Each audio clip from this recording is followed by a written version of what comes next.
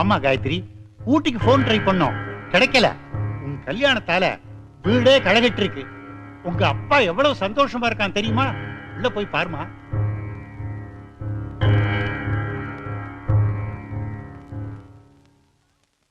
அப்பா ஆமா, பெத்தவா செஞ்ச பாவ புண்ணியம் எல்லாம் பிள்ளைங்களை போய் சேரும் சொல்லுவா. உன்னை பெத்ததால ஒரு குடும்பத்துக்கு நான் செஞ்ச பாவமெல்லாம் என்னை விட்டு போயிடுது. அதுக்காக உனக்கு நன்றி சொல்லிக்கிறேன்.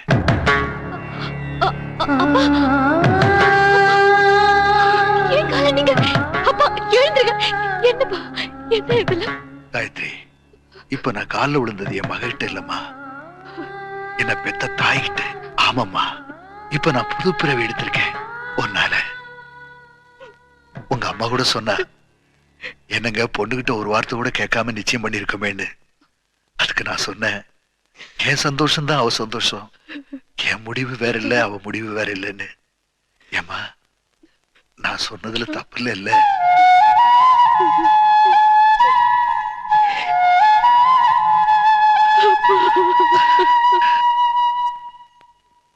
வணக்கம் சார். வணக்கம். நாங்க சன் டிவில வந்திருக்கோம் உங்களை பேட்டி எடுக்கிறது. நான் என்ன பதில் சொல்ல போறேன்? இதுக்கெல்லாம் காரணமா இருந்த கண்ணன் பாப்பா,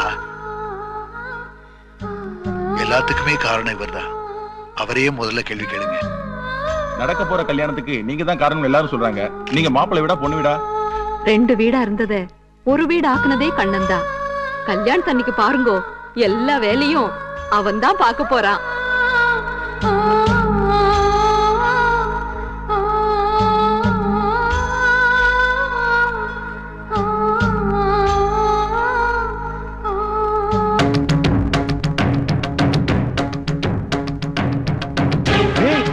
என்னடா இது? காயத்ரி கையில வேற எவன மோதிரம் போட்டு இருக்கான். டேய் கண்ணேங்கடா, டேய் சொல்லுங்கடா. எங்க கண்ண உங்க குடும்ப சந்தோஷத்துக்காக அவன் சந்தோஷத்தையே அழிச்சுக்கிட்டான். அவங்களை பிரிக்க நீ எவ்வளவு முயற்சி பண்ண, இப்ப அவங்களே பிரிஞ்சிட்டாங்கயா.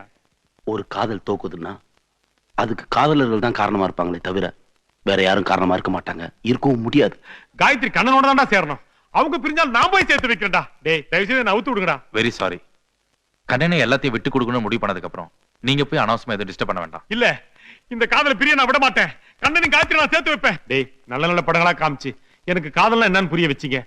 என்னால இப்போ சினிமால காதல் ஜோடி பிரிஞ்சாலே தாங்க முடியலடா. டேய் இந்த ஜோடி பிரிய கூடாதுடா, இந்த ஜோடி பிரிய கூடாதுடா. நேயர்கள் அனைவருக்கும் எனது இனிய வணக்கம். இது 2 இசை குடும்பங்கள் சங்கமாகும் ஒரு நிகழ்ச்சி. இந்த திருமண இசை நிகழ்ச்சி இந்தியாவின் தலை சிறந்த கர்நாடக இசை விமர்சகரான திருவாளர் வெங்கடு அவர்களது இல்ல திருமண நிகழ்ச்சி. மணமகள் யாருன்னு உங்களுக்கு நல்லாவே தெரியும். அவரோட புதல்வி செல்வி காயத்ரி அவர்கள், மணமகன் திருவாளர் சிவபாலன் அவர்கள். மணமகன் என்று சொல்வதை விட எங்கள் இசை உலகின் செல்ல பிள்ளை என்று சொல்லலாம். புது மாப்பிள்ள பொன்னையும் பாரு, 2 மாடுகள் பூட்டிய ஏறு, என்றும் வாழணும் பல்லாண்டு, ஒரு மல்லிகை மெத்தைய போட்டு. மாப்பிள்ளைய நேரா இருந்திருக்காரு. மாப்பிள்ளைய நேரம் ஸ்டேஜுக்கு வந்தார். என்ன பத்தி எந்த பெருமையை சொல்ல போறாங்க சொல்லுங்க. என்னடா இவன் மாப்பிள்ள பொண்ணு பக்கத்து நிக்காம மேடை ஏறி மைக் பிடிச்சிட்டானே, பழக்க தோஷம் நினைக்கிறீங்களா? ஒரு பழைய கணக்கு தோஷம் பாக்கி இருக்கு, அத முதல்ல கழிக்கணும். நாளைக்கு நான் மிஸ்டர் வெங்கடுவோட மருமகனா போறேன். அதுக்கு முன்னாடி எங்க அப்பா சடகோபனோட மகனா நான் செய்ய வேண்டிய சில கடமைகள் இருக்கு. 18 வருஷத்துக்கு முன்னால இந்த திரு வெங்கடு முன்னாடி தன்னை ஒரு நல்ல பாடகனா காட்டிக்க முடியாம எங்க அப்பா தற்கொலை பண்ணிக்கிட்டார். என்ன ஓரளவு ஒரு நல்ல பாடகன் எல்லாருமே ஒத்துட்டு இருக்கீங்க. ஆனா மிஸ்டர் வெங்கடு, கடும் விமர்சகர் மிஸ்டர் வெங்கடு அவர்கள் என்ன நல்ல பாடகன் ஒத்துக்கிறது தான் எங்க அப்பாக்கு நான் செலுத்துற நன்றி கடனா இருக்க முடியும். எங்க அப்பாவால ஜெயிக்க முடியாத அந்த வெங்கடு பேனாவை நான் ஜெயிக்கணும். அவர் என்ன நல்ல பாடகன்னு சொன்னாதானே நான் அவரோட மருமகன்னு பெருமையா சொல்லிக்க முடியும். அவர் என்ன நல்ல பாடகன்னு சொல்ற வரைக்கும் அவரோட பொண்ணு கழுத்துல நான் தாலி கட்ட மாட்டேன். அவளோட வாழ்க்கைங்கிறதுனால விமர்சனத்தெல்லாம் மாத்திக்க மாட்டாரு. வெங்குடுவாச்சே, என்னோட பாட்டுல தான் அவர் பொண்ணோட வாழ்க்கையே இருக்கு.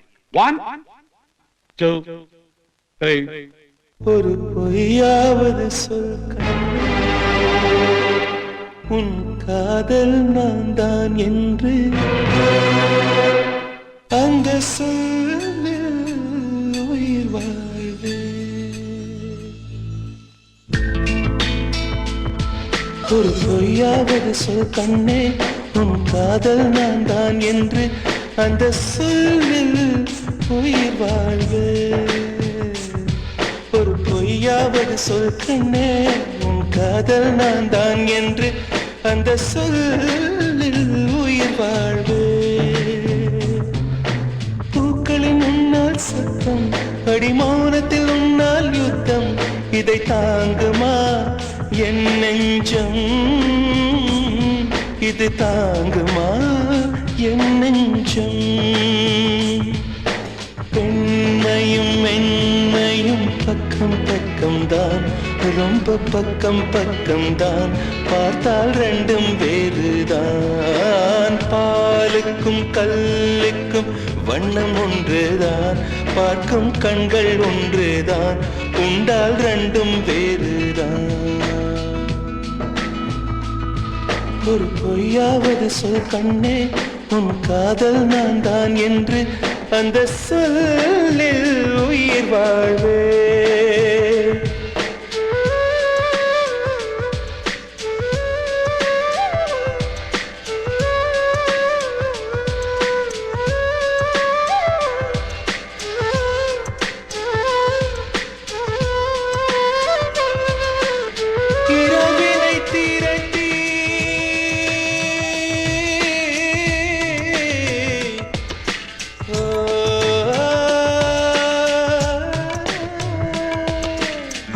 இரவினை திரட்டி கண்மணியின் குழல் செய்தாரோ, கண்மணியின் குழல் செய்தாரோ, நிலவின் ஒளி திரட்டி கண்கள் செய்தாரோ.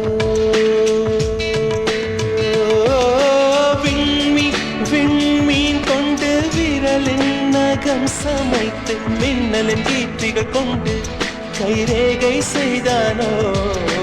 வாடை காற்று பட்டு வயதுக்கு வந்த பூக்கள் கொண்டு தங்கம் தங்கம் பூசி தோட் செய்தானோ.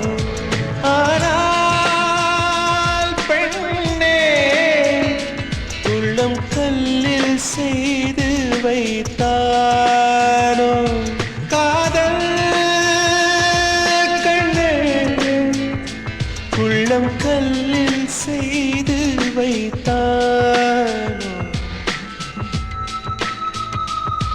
ஒரு பொய்யாவது சொல் கண்ணே உன் காதல் நான் தான் என்று அந்த சொல்லில் உயிர் வாழ்வே. அந்த ஒரு ஒரு ஒரு ஒரு சொல்லில், அந்த ஒரு ஒரு ஒரு ஒரு சொல்லில் நான் உயிர் வாழ்வேன், உயிர் வாழ்வேன். அந்த ஒரு சொல்லில், அந்த ஒரு சொல்லில், அந்த ஒரு சொல்லில், அந்த ஒரு சொல்லில், சொல்லில் அந்த சொல்லில் உயிர் வாழ்வேன், உயிர் வாழ்வேன், உயிர் வாழ்வேன்.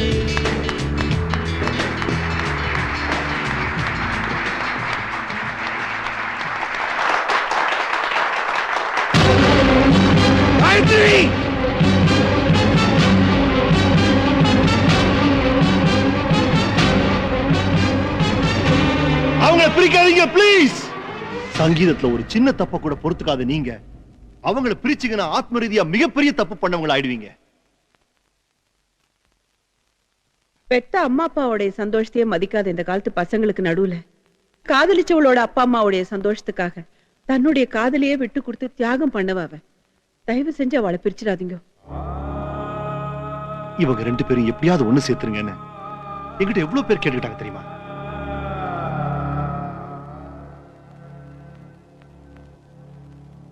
நான் பிறந்ததுல இருந்து எதுக்காகவும் யாருக்காகவும் கையேந்தி நின்னதில்ல. உங்க பொண்ணுக்காக முதல் முறையா அவங்க கிட்ட போய் நின்ன. 20 வருஷமா பிரிஞ்சிருந்த என் பொண்டாட்டி பொண்ணையும் கூட்டு வந்தது காரணமே உங்க பொண்ணுதான். உங்க பொண்ணு மேல எனக்கு இப்படி ஒரு மரியாதைன்னா காதலிச்ச கண்ணனுக்கு எப்படி இருக்கும்? டீனேஜ்ல எல்லாருமே லவ்வ கிராஸ் பண்றவங்க தான். அந்த லவ்வர்ஸ்ல ஒருத்தருக்கு நல்ல வாழ்க்கை அமைஞ்சதும் அந்த காதலை கனவா நினைச்சு மறந்துடுறாங்க.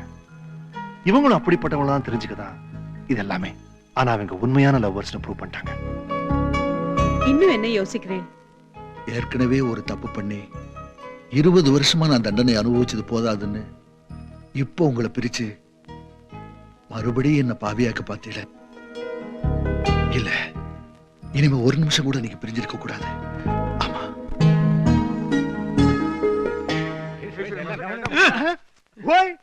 அதுக்கு மூத்த மாப்பிள நீர் இல்லாமலே பேஷா காயத்ரி கல்யாணம் முடிஞ்சிட்டு போய். என்னது காயத்ரி கல்யாணம் முடிஞ்சிட்டா? அட பாவிகளா, தப்பான ஜோடி ஒண்ணு சேர்ந்துட்டா. அபிஷ்டு ஜோடி மட்டும் இல்ல ஓய், பாடியே ஒண்ணு சேர போறது. சாந்தி முகூர்த்தத்துக்கு நேரம் குறிச்சு கொடுத்துட்டு வந்திருக்கோம். ஈரூடல் ஓரூடலா சேர போறது ஓய். அட பாவிகளா, கஷ்டப்பட்டு என்ன காதலுக்கு மரியாதை தர சொல்லிட்டு இப்ப நெஞ்சில் ஒரு ஆளி மாதிரி ஜோடி மாத்தி கல்யாணம் பண்ணிட்டாளா? விட மாட்டேன், விட மாட்டேன். உண்மையான லவ்வர்ஸ ஒண்ணு சேர்க்காம விட மாட்டேன். காயத்ரி அண்ணா, காசுல இருந்து வந்துட்டீங்களா? அன்னைக்கு எல்லாரும் சேர்ந்து தப்பு பண்ணிட்டோம். அன்னைக்குலடி, இன்னைக்கு தாண்டி நம்ம ஆத்துல அத்தனை பேரும் தப்பு பண்ணிட்டேன். வசந்த மாலை மாதிரி ஆக வேண்டிய வீட்டை வீட்னா வீடு மாதிரி ஆக்க போறாளே. கல்யாணம் யார் கூட கல்யாணம் யார் கூட ஆனாடி? காயத்ரி அவ மனசு பிடிச்சவனோட தான் சேரணும். புதிய படம் பார்க்கல, பாக்கியராஜோட ரதி கடைசியில் அடிச்சுட்டு ஓடல. Gayatri stop it. காயத்ரி, நான் சொல்றது கேளு. அவனை தொட விடாத. அத்தனை பேர் சேர்ந்து உள்ள தள்ளாலும் அந்த நேரத்துல அம்பிக்கா மாதிரி அழுதுண்டே ஓடி வந்துடுறீ. உனக்கு நான் கல்யாண பரிசா கண்ணனே தரடி. காயத்ரி, சங்கீத குடும்பத்துல வந்த உனக்கு சங்கீதம் தான் தெரியாதுன்னா இங்கிலமும் தெரியாதா? என்னன்னு சொல்றதுக்குள்ள அடுத்து ஓடி வந்துட்ட. உள்ள யாருக்கு தெரியுமா உனக்கு? யாரு? திறந்து பாரு. இந்த கொலுசை விட மாட்டாங்கறான்டா இவன். டேய், இந்த கொலுசு இருக்கு.